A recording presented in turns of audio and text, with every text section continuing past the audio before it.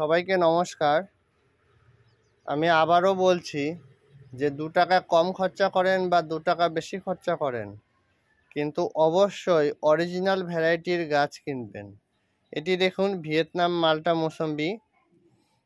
এটি এখন সিজন, তাই মাথাটা এই জায়গাটায় ওপর দিকটা একটু চোখা হচ্ছে।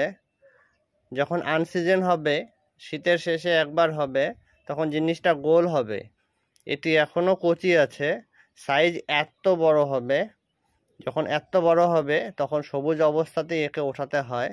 আর 12 মাসি জিনিসের ভ্যারাইটির একটি উদাহরণ এখানেই দেখতে পারবেন যে এই আগের সিজনে বা এই সিজনেরটা হয়ে যাচ্ছে, আর সাথে সামনের পরবর্তী সিজনের জন্য ফুল চলে এসছে। ফুলের মধ্যে একটি ফলও সেট হয়ে গেছে, এই যে দেখতে পাচ্ছেন। একেই বলে 12 মাসি ভ্যারাইটি।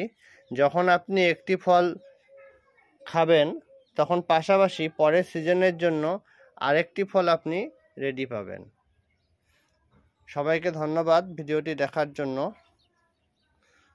এটি একটি ভিয়েতনামি মাল্টা মৌসুম্বির গাছ, 12 মাসি ভ্যারাইটি। আপনারা এই গাছটি অবশ্যই লাগান।